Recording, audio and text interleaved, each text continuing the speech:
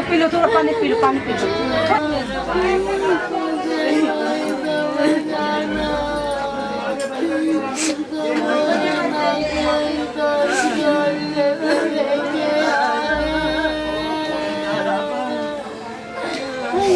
नमस्कार, आप देख रहे हैं राइट इंडिया प्लस। मैं आपके साथ वंदना अग्रवाल। बीती रात पौने 11 बजे यहां पर एक मर्डर का मामला सामने आया है, जिसमें 26 साल के युवक को चाकू के बहुत बेरहमी से उसकी हत्या कर दी गई है। इसी जो उस वक्त उनके साथ मौजूद थे, यहां पर उनके दो दोस्त जो बताए जा रहे हैं जिनको भी चाकू लगा है, तो उनसे बात करते हैं। वो हमारे साथ मौजूद हैं। बताइए क्या हुआ था रात को? हम लोग गोविंदपुरी में थे।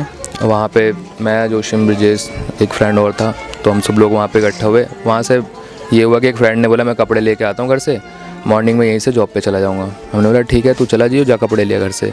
मैं, जोशिम और ब्रिजेश वहीं रुके हुए थे। फिर ब्रिजेश ने बोला कि मैं फ़ोन का चार्जर लेने जा रहा हूँ घर पर, चार्जर लेके आता हूँ तो आप एक काम करो, दोनों मेरे साथ चल लो। तो मैंने बोला ठीक है भाई चलो। हम वहाँ से निकलते हैं। निकलने के बाद हम यहाँ पे आए गली के बाहर, तो उसने बोला तुम यहाँ पे वेट करो 2 मिनट, मैं घर से चार्जर लेकर के आ रहा हूँ। मैंने बोला ठीक है भाई आप लेके आ जाओ। हमारे पास एक छोटा सा ब्लूटूथ था जिसमें गाने चल रहे थे। तो वहाँ पर जो सूरज है वो बैठा हुआ था। तो उसने ये बोला कि सूरज कौन है? सूरज जिसने चाकू मारी है वो वहाँ पर बैठा हुआ था। तो उसने मेरे से बोला कि, और इससे बोला कि इन गाने को बंद कर ले, नहीं मैं इसे तोड़ दूँगा। मैंने बोला क्या हो गया, तुझे क्यों परेशान कर रहा है? तो हमने आवाज़ उसकी कम कर ली और वो एकदम से उठा। हमारा बंद हो गया था स्पीकर, उठा और उसने स्पीकर छीन के फेंक दिया। तो ये गया, स्पीकर उठाया इसने और हमारी आपस में थोड़ी बातचीत होने लगी। उसने आकर के मेरे को मारना स्टार्ट करा और जोशिम को मारना स्टार्ट करा। उसका बड़ा भाई जो था उसे सपोर्ट कर रहा था। हम इसलिए शांत थे क्योंकि उसके बड़े भाई के पास उसके 2 नंबर के काम है कई सारे, जिनकी वजह से हमें डर था कि कहीं उसके पास कुछ गलत चीज़ें ना हो। किस तरह के 2 नंबर? जैसे कि ड्रग्स वगैरह का हो गया, रिवॉल्वर वगैरह का हो गया, और भी चीज़ें हैं, प्रोस्टिट्यूशन का हो गया, इन सब चीज़ों का काम है। तो उसमें हमें ये डर था कि कहीं उसके पास कोई सामान ना निकल जाए जिससे हमें मार दे तो हमारी लाइफ ख़राब हो जाएगी। इस वजह से हम शांत खड़े थे। 2-4 थप्पड़ मैंने भी खा लिए, इसने भी खा लिए, लेकिन हमने हाथ नहीं चलाया। उसके बाद ये होता है कि उसका बड़ा भाई आके उसे सपोर्ट कर रहा है कि मार, मैं खड़ा हूँ, तो मारने लग गया। तो हमने तब भी कुछ नहीं बोला। उतने में ब्रिजेश घर से चार्जर लेकर के आया, तो उसने देखा कि हमारी लड़ाई हो रही है। आने के बाद वो भी बीच में घुसा, छुड़ाने उड़ाने लग गया। तो छुड़ाते टाइम ये हुआ कि अब वो पतले पतले से थे, बट हमें यही डर था कि कहीं कुछ उल्टा ना कर दें। इस वजह से हम उनसे लड़ नहीं रहे थे। हमने काफ़ी बार बोला कि भाई लड़ाई मत करो, तो ब्रिजेश समझाने लग गया, कह रहे यार लड़ाई वड़ाई में क्या रखा है, क्यों लड़ाई कर रहे हो, छोटा है छोटे की तरह रहे। हमने भी समझाया कि देख हम तेरी हमेशा सपोर्ट करते हैं, कहीं कोई परेशानी होती, प्रॉब्लम होती, ब्रिजेश भी हेल्प करता था, जोशिम भी कर देता था। वो बच्चा सा ही था, बट वही है कि समझ नहीं पाया हो किसी चीज़ को। तो उसके बड़े भाई ने उसे लात मारी, धक्का मारा, बोला जा घर भाग जा। तो वो किसे मारा? उसी के बड़े भाई ने, सूरज के, सनी ने उसे समझाया कि जा घर जा। और उस सारे में क्या बोला क्या नहीं बोला, वो घर से चाकू लेकर के आ गया 2। अब लेकर के आया, आने के बाद यहाँ कॉर्नर पे खड़ा था। कॉर्नर से खड़े होकर के ब्रिजेश को गाली दे रहा है कि अब आ इधर, ये है वो है फलाना ढिमकाना, काफ़ी सारी बातें बोली। हमें भी काफ़ी अब्यूज़ लैंग्वेज से बोला, गालियाँ दी। तो ब्रिजेश एकदम से भगते हुए उसकी तरफ आया, कह रहा क्या हो गया तुझे, अभी भी समझ में नहीं आई, तेरे को अभी समझा के घर भेजा था। उसने जैसे ब्रिजेश उसके पास आता है, उसके हाथ में 2 चाकू थी। एक सीधा छाती पे मारता है और एक बैक साइड पे मारता है। 2 चाकू पड़ने के बाद ब्रिजेश शांत होता है और हम पीछे साथ में भग रहे हैं, जिसमें हम वहाँ पहुँच भी नहीं पाए कि जाते के साथ उसने छुपा के रखा था और सीधा चाकू मार दी। अब उसके बाद हम वहाँ पे छुड़ाने लगे, तो इसके बड़े भाई ने, सूरज के बड़े भाई ने इसको पकड़ लिया और मैंने उसके बड़े भाई को पकड़ रखा था। और फिर वहाँ से लड़ते लड़ते हम यहाँ तक आ गए, जिस जगह पर भी हम खड़े हैं। यहाँ पर आने के बाद उसने बोला कि ब्रिजेश को छोड़, ब्रिजेश को मार दिया तूने, अब जोशिम को मार। तो उसने इसके चाकू मारी, एक चेस्ट पे चाकू मारी है, एक नेक पे मारी है और एक हाथ पे मारी है। बट जब नेक पे मारी तो चाकू एक टूट गई। तो उस टूटे चाकू से ये हुआ कि उसने बोला कि इसके बाद अब इसे मार पीछे जो है। तो मैंने उसे बैक साइड से पकड़ रखा था, इस वजह से अगर वो मारता तो पहले उसके भाई के लगती। तो उसने बैक साइड से 2-3 बार वार करे, बट उसका बैक साइड के आगे की चाकू टूट चुकी थी और जो बड़ी वाली चाकू थी वो गिर गई थी। तो गिरने के बाद उसके हाथ में एक ही चाकू थी, उसके बैक साइड का जो था वो पंच टाइप की थी, तो वो मेरे सर पे और कई जगह लगी। बट ये हुआ कि उसकी टूटी चाकू होने की वजह से मेरे को लगी नहीं। उसके बाद एक जो लास्ट थोड़ी बहुत बची थी वो उसके गर्दन पे, ब्रिजेश के गर्दन पे मारी है। तो गर्दन पे मारने के बाद जब निकाला तो काफ़ी ज़्यादा अंदर तक चली गई थी। उसके बाद ब्रिजेश ज़मीन पे गिर गया, इसके भी चाकू लग गई थी, ये नीचे ज़मीन पे गिरा। और जैसे उसने देखा कि ब्रिजेश ज़मीन पे गिर गया और ब्लीडिंग काफ़ी स्टार्ट हो रही है, तो वो दोनों धीरे धीरे साइड होने लगे। मैंने उसे पकड़ रखा था, बट जब ब्रजेश एकदम से गिरा मेरे साइड में पैर के पास, तो मैंने कहा कि इसे देखना ज़्यादा इंपॉर्टेंट है। मैंने इस वजह से उन्हें छोड़ा और ब्रजेश को उठाने के लिए मैं वहाँ पे जैसे उठाने के लिए करा, तो उतने में जोशिम गया घर पे, उसके भाई ब्रजेश भाई के भाई को, रोहित को और फैमिली मेम्बर्स को बुला के लाए। तो हम सब लोगों ने उठाया और उठाने के बाद उसी बीच में वो दोनों यहाँ से भाग चुके थे। उठा के हम हॉस्पिटल के लिए ले गए। हॉस्पिटल में जाने के बाद 20 से 25 मिनट हमने वेट करा होगा, उसके बाद उन्होंने जवाब दे दिया डॉक्टर ने। आपको चाकू लगे हैं? हाँ जी। कहाँ लगे, दिखाएं। हाथ पे लगा। देखिए कितनी बेरहमी से इस बंदे को चाकू मारा गया है। हाथ पे लगी है, सीने पे लगी है और यहाँ गर्दन पे भी खरोच होकर रह गई है। तो इनसे बात करते हैं, क्या था मामला, आप बताएं। मैम मामला यही था, हम लोग बाहर खड़े हुए थे, अपने गाने वाने सुन रहे थे। उसका छोटा भाई आता है, उसके हाथ से ब्लूटूथ छीनने के बाद फेंक देता है। हमें जितने देर में ब्लूटूथ उठा के लाए उसको चाटे वाटे मार दिए। हमने समझाया, उसके बड़े भाई को बोला अपने छोटे भाई को ले जाए यहाँ से, वो नहीं समझा, उसने फिर मुझे भी चाटे मारे। जब ये सारा झगड़ा हो रहा था, जिस तरह से अब भीड़ खड़ी हुई है यहाँ पर, इस तरह से भीड़ नहीं? उस समय कोई नहीं था। अच्छा। हम 3 ही लोग थे और वो 3-4 थे। 2 बंदे बाइक पे बात कर रहे थे उसके भाई के साथ और 1-2 अंदर थे। कुछ चलाना नहीं आता, तुम खाली जबान चलाती हो। मेरा भाई दूसरों के लिए बाहर निकला था, मुझसे कोई दुश्मनी नहीं थी, मगर ये लोग देखो अभी पर्दे से जाके कि ये लोग दरवाजा बंद के कोई नहीं निकला बाहर। कहा जाता है जो कुछ नहीं करते, लेकिन इन औरतों को क्या कहा जाएगा जो कुछ नहीं कर रही है। मेरा भाई तो चला गया।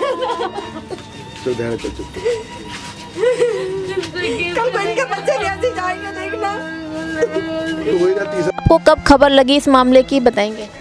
मेरे को रात को 2 बजे जो है राजू भाई का फ़ोन आया कि मनीष भैया ऐसे बात हो गई है और हम मजीदिया हॉस्पिटल पहुँचे हैं, क्योंकि उसको भी उसी टाइम इसको ही फ़ोन पहुँचा है। जब मैं तुरंत वहाँ पे मजीदिया पहुँचा हूँ तो हमने डॉक्टर से जाके बात करी तो उसकी मृत्यु हो चुकी थी। मैडम ये गोविंदपुरी वार्ड जो है ये स्लम बस्ती है, यहाँ पर कई तरह के असामाजिक लोग रहते हैं। अभी पीछे भी यहाँ पर 2 मर्डर हो चुके हैं। एक सोनू थापा है कोई, उसका मर्डर हुआ, उसकी लाश जो है वहाँ आनंदिया के पास मिली थी। एक यहाँ पर तम्मी है तो उसका भी अभी मर्डर हुआ। और ये जो यहाँ प्रचलन चल चुका है कि छोटे छोटे बच्चे 14 साल के 15 साल के बच्चे हैं, वो उनको भाई बनने का शौक हो गया है। अपने आप को गुंडागर्दी करके अपना वर्चस्व यहाँ पे चला के नशे का कारोबार कर रहे हैं। दारू, अफीम, गांजा, स्मैक, इस तरह के जो अवैध सभी कार्य हैं वो यहाँ पे करते हैं। लोग डर के मारे अपनी जुबान नहीं खोलते हैं, वो चुप रहते हैं कि कल को उनके साथ वारदात ना हो जाए। और कल रात की घटना जो हुई है ये उसी प्रकार की घटना है कि वो तो सिर्फ समझाने के लिए आया था, शरीफ बच्चा था। जज साहब हैं वहाँ पे, ड्राइविंग की नौकरी करता, 2 भाई हैं और उनकी माँ है, पिता उनके हैं नहीं, और वही इस घर को पालन पोषण करने कमाई करने वाला था। बहुत सभ्य बच्चा, आप यहाँ पता कर सकते हो पूरे इस एरिया के अंदर, ना कभी किसी से कोई बदतमीजी ना कुछ, राम राम करना, अपने काम से काम रखना, जिम जाना, अपनी नौकरी करना। तो मैडम मैं तो आपके माध्यम से यहाँ के पुलिस प्रशासन से निवेदन करना चाहता हूँ कि जिस तरह से वो चाक दुरुस्त तरीके से हमारी रक्षा सुरक्षा करते हैं, थोड़ा सा और अपनी ताकत लगा के, विशेषकर ये गोविंदपुरी वार्ड के जो स्लम बस्ती है यहाँ पे आप अपने पुलिस की गश्त को बढ़ाएं और जो इस तरह के असामाजिक लोग हैं जो यहाँ पे गलत कार्य कर रहे हैं उनको चिन्हित करें और उनको उनकी सही जगह उनको जेल में भेजें।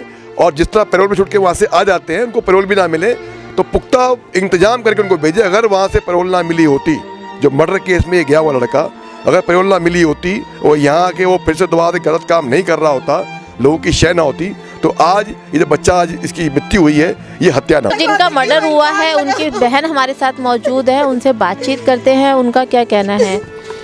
तो क्या था पूरा मामला, बताइए। हम लोग यहाँ नहीं थे, मुझे कॉल आया, हम किसी शादी में थे, कॉल आया, मिस कॉल देख के हमने कॉल बैक किया तो मेरी भाभी ने बताया कि मेरे भाई को चाकू लग गया। हमें लगा हल्का फुल्का लगा होगा, झगड़ा होगा। हम लोग वहीं से तुरंत ऑटो किए, निकलने के लिए यहाँ आ गए। यहाँ रास्ते में आते थे, मेरे बड़े भाई का कॉल आया कि रणनीति भाई नहीं बचा, डॉक्टर ने बोल दिया ऑन द स्पॉट खत्म। यहाँ किसी का झगड़ा सुलझाने आया था, अपने दोस्त का कॉल सुन के यहाँ आया। वो घर में बैठा हुआ था, किसी दोस्त ने कॉल किया, यहाँ आया। यहाँ आके पता लगता है कि लड़ाई हो रही है।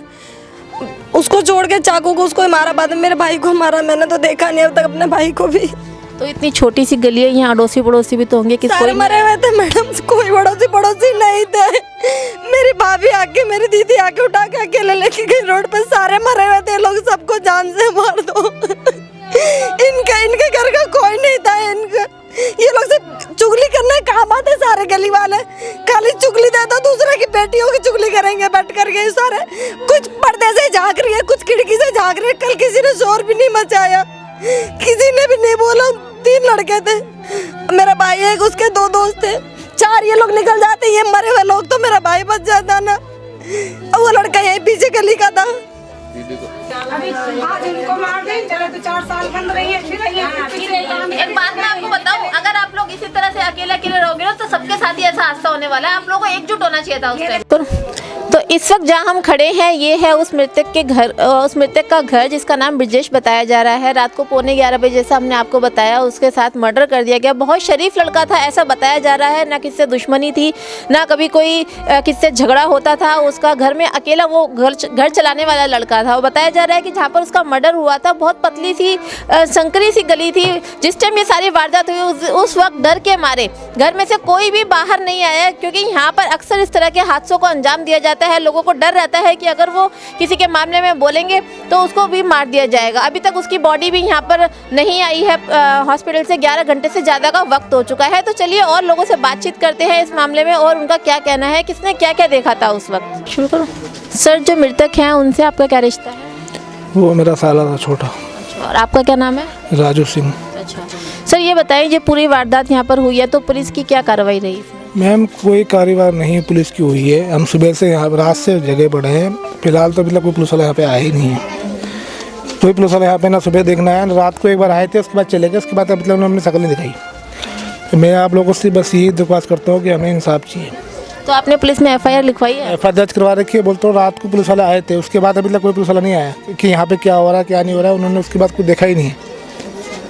आप लोगों से मेरी यही विनती है, हमारी आवाज़ को आगे पहुँचाइए और हमें ज़्यादा इंसाफ दिलाइए। बस कोई लड़के कहाँ हैं कहाँ नहीं है, कल के दिन हमारा आज लड़का हमारा कहीं किसी को ना मारते हो।